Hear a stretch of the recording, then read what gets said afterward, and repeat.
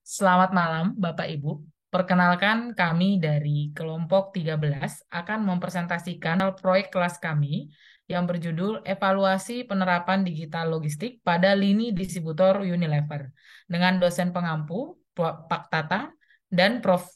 Triwijaya. Dengan anggota kelompok yaitu saya sendiri, Medika Kristina Syombing, kemudian ada Mbak Ardianti Putri Apsari, dan selanjutnya ada Mbak Andita Ramadanti. Outline kami akan dimulai dari pendahuluan, kajian pustaka, dan dasar teori. Kemudian dilanjut dengan metode penelitian, pembahasan, penutup, hingga daftar pustaka. Latar belakang dimulai dari bahwa manajemen rantai pasok adalah suatu pendekatan yang digunakan untuk mencapai integrasi yang efisien dan efektif dari stakeholder yang terkait seperti supplier, manufacturer, distributor, retailer, hingga customer. Hal ini menjadikan serangkaian aktivitas dalam rantai pasok memiliki peranan penting dalam hulu ke hilir suatu proses. Bersama dengan itu, teknologi transportasi dan komunikasi terus berkembang pesat, misalnya mobile communication, internet, dan telah mendorong terjadinya evolusi yang berkelanjutan menyangkut rantai persediaan dan teknik yang berkaitan dengan manajemen pengaturannya. Meningkatnya daya saing dan tuntutan konsumen juga dirasakan oleh perusahaan FMCG, yaitu PT Unilever Indonesia, di bidang hilir, yaitu distribusi produk di seluruh pelosok negeri. PT Unilever Indonesia bekerjasama dengan bisnis partner, yaitu distributor, yang memiliki hampir 400 distributor lokal di seluruh daerah Indonesia. Salah satu hal yang menarik dari sistem kerjasama ketua stakeholder ini adalah dalam sistem manajemen sumber daya manusianya, di mana distributor memiliki sistem manajemen sendiri berdasarkan kebijakan masing-masing distributor. Salah satu permasalahan yang sering dihadapi adalah dalam proses pengantaran pesanan dan retail masih menggunakan metode manual dan tim yang mengantarkan masih menggunakan asumsi pribadi mengenai lokasi dari toko-toko yang akan diantarkan. Hal ini dari sisi distributor akan berimpact pada kurangnya efisiensi dari sistem pengiriman yang mengakibatkan cost yang dihasilkan semakin besar dan mengurangi profit dari distributor tersebut. Next. Oleh karena itu, kami membuat sebuah bisnis model kanvas berdasarkan dari fakta dan data yang sudah kami peroleh. Diperlukan sebuah inovasi untuk dapat mengatasi permasalahan dalam sistem pengiriman manual. Sejak akhir tahun 2021, Unilever mengeluarkan inovasi terbaru bersifat digital yang harapannya dapat membantu sistem delivery di distributor yang diberi dengan nama Digital Logistik menggunakan aplikasi pintar bernama Locus. Aplikasi ini diharapkan mampu membantu delivery man untuk menemukan titik lokasi toko yang benar dan membantu menyusun rekomendasi pengantaran untuk meningkatkan efisiensi kendaraan. Berikut adalah BMC dari penggunaan Locus. Yang pertama untuk key partners yaitu PT Unilever, distributor, dan pihak retail atau toko. Key activitiesnya atau aktivitas utama yaitu optimalisasi penggunaan kendaraan delivery dan meningkatkan service level dan on-time delivery. Value proposition, key resource-nya yaitu sistem SND Pro, latitude dan longitude toko, serta aplikasi Locus. Value proposition-nya itu data lokasi yang akurat, pengiriman yang efisien, kepuasan pelanggan, dan perencanaan rute. Hubungan dengan customer yaitu memberikan free license, dan kemudian insentif untuk pengguna Locus. Channelnya yaitu training dengan distributor, mandi review, kemudian meminta feedback kepada distributor, dan terakhir adalah aplikasi Locus tersebut. Customer segmentnya adalah delivery dan warehouse team, toko retail, manajer atau pimpinan distributor, dan karyawan bidang sales di Unilever. Sedangkan untuk struktur biayanya itu diperlukan biaya license, biaya bahan bakar dan pengiriman, serta gaji dari tim delivery. Yang terakhir untuk revenue-nya itu akan mendapatkan tambahan dari efisiensi kendaraan dan pengiriman sebesar 0,1 sampai 0,5% dari penjualan dan tambahan insentif untuk tim distributor. Selanjutnya akan dijelaskan oleh Mbak Ardianti. Baik, terima kasih Mbak Medika. Selanjutnya, saya akan membahas tentang rumusan masalah, tujuan, dan manfaat. Yang pertama adalah rumusan masalah, bagaimana kualitas layanan dan informasi lokus yang diterapkan di lini distributor Unilever. Yang kedua, yaitu bagaimana tingkat kepuasan pengguna lokus yang diterapkan di lini distributor Unilever. Dan yang terakhir, yaitu bagaimana pengaruh kualitas layanan, kualitas informasi, kepuasan pelanggan terhadap kinerja pengiriman lokus yang diterapkan di lini distributor Unilever.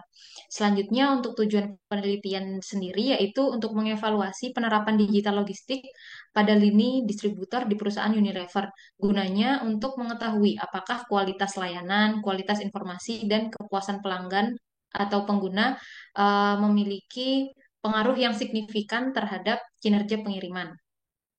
Selanjutnya itu tujuan penelitian bagi pembaca, yaitu sebagai referensi baru bagi pembaca dalam hal digitalisasi logistik lengkap dengan mengaplikasikan serta mengevaluasi ketika sistem ini diterapkan dalam suatu perusahaan. Dan tujuan penelitian sendiri untuk perusahaan yaitu penyedia informasi sebagai penyedia informasi yang dapat digunakan dalam upaya peningkatan kualitas sistem baru yang sedang diterapkan. Selanjutnya yaitu kajian pustaka dan dasar teori. Yang pertama yaitu bisnis model Canvas, yang merupakan blok yang berisikan bagian-bagian penting yang menjelaskan tentang bagaimana organisasi tersebut menciptakan manfaat dan juga mendapatkan kemanfaatan dari para pelanggannya. Seperti yang dijelaskan oleh Mbak Medika, terdapat 9, 9 poin dalam bisnis model Canvas, yaitu customer segment, value proposition, channels, customer relationship, revenue streams, key research, key activities, dan key partner. Selanjutnya yaitu logistik. Logistik sendiri yaitu proses perencanaan, implementasi, dan kontrol yang efisien, alur yang efektif, dan penyimpanan barang dan jasa, dan seluruh informasi terkait dari satu titik asal menuju titik konsumsi demi memenuhi kebutuhan pelanggan. Selanjutnya yaitu logistik digital. Logistik digital sendiri yaitu rangkaian kegiatan yang meliputi proses perencanaan, pelaksanaan, pengendalian, aliran yang efisien dan efektif dari barang atau jasa dan informasi terkait mulai dari titik asal sampai titik penggunaan untuk memenuhi keperluan pelanggan yang ditransformasikan ke dalam format digital. Berikut adalah tampilan dari sistem order management dari Locus itu sendiri. Selanjutnya akan dilanjutkan oleh Mbak Adita. Baik, selanjutnya ada dasar teori dari kualitas layanan, kualitas informasi, kepuasan pengguna, dan kinerja pengiriman. Kualitas layanan di sini mengacu pada penelitian dari UVET, Roslan, Galk, dan lain-lain. Itu ada indikator tangible, reliability, responsiveness, assurance, empathy, timeliness, order condition, personal contact, order discrepancy handling. Lalu selanjutnya ada kualitas informasi yang terdiri dari indikator akurasi, timely, updatedness, relevance, understandability, completeness, adequacy, dan credibility. Selanjutnya kepuasan pengguna mencakup pemenuhan ekspektasi pengguna dalam menggunakan atau melakukan aktivitas yang berkaitan dengan logistik.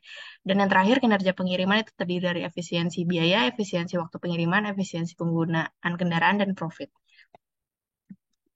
Selanjutnya, penelitian ini mengacu pada penelitian terdahulu yang sama-sama menggunakan SEM atau SEM PLS dan juga menggunakan teori service quality atau SERVQUAL.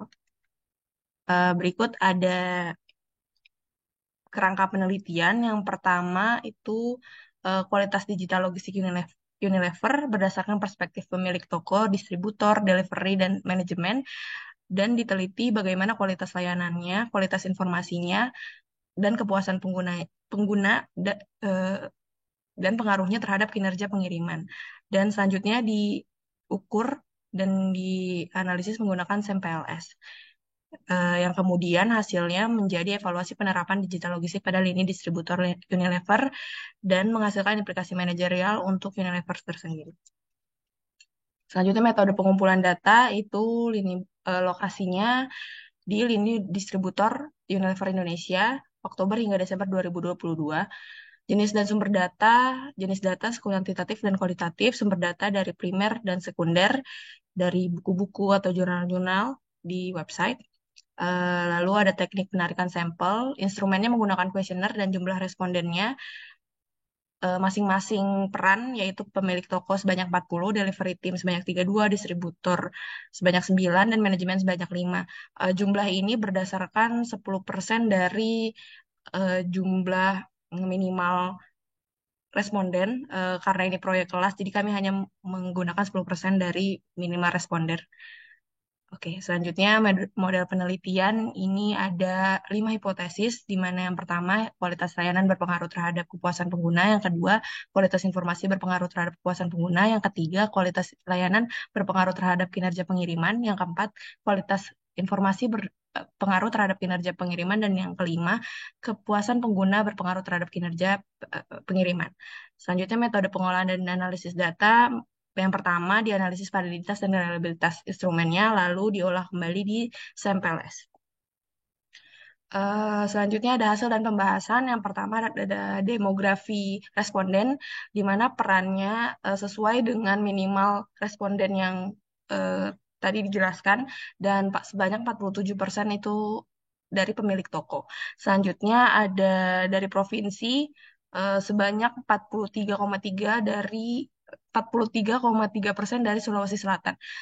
Dan berusia sebagian besar dari generasi milenial atau 24 sampai 39 tahun. Selanjutnya, instrumen kuesioner yang digunakan dalam penelitian ini menggunakan skala Likert 5, di mana ada 2 variabel independen, 1 variabel intervening, dan 1 variabel dependen. Dan di dalam kuesioner tersebut ditanyakan 28 indikator yang akan diuji selanjutnya. Dari reliabilitas instrumen ini didapatkan bahwa instrumen ini reliable karena nilai Cronbach alpha dan composite reliability-nya bernilai lebih dari 0,7, dan validitasnya melebihi 0,7 untuk loading factor dan melebihi 0,5 dari nilai FV. Dapat dilihat di tabel sebelah kanan. Selanjutnya ada R-square. Di model pertama, di mana kualitas layanan dan kualitas informasi berpengaruh terhadap kepuasan pengguna, model tersebut menghasilkan R-square sebesar 76,5%, di mana diartikan bahwa model tersebut atau kualitas layanan dan kualitas informasi itu menjelaskan sebanyak 76,5% kepuasan pengguna, dan sisanya dijelaskan oleh variabel lain. Nah, selanjutnya model kedua ada variabel dependen kinerja pengiriman, di mana R-square-nya sebanyak 87,5%, dijelaskan oleh kualitas layanan, kualitas informasi, dan kepuasan pengguna. Dan sisanya dijelaskan oleh variabel lain. Sehingga model akhirnya dapat dilihat di gambar di bawah ini. Kualitas layanan berpengaruh terhadap kepuasan pengguna, kualitas layanan berpengaruh terhadap kinerja pengiriman, kepuasan pengguna berpengaruh terhadap kinerja pengiriman, dan kualitas informasi berpengaruh terhadap kinerja pengiriman. Sedangkan kualitas informasi tidak berpengaruh terhadap kepuasan pengguna. Di sini ada indirect effect, di mana kualitas layanan itu memiliki pengaruh secara tidak langsung terhadap kinerja pengiriman.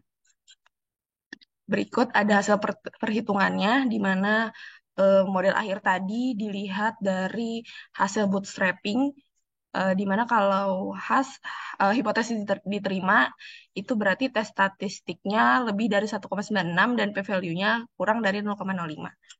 Selanjutnya pembahasan dapat dijelaskan oleh Mbak Medika secara rinci.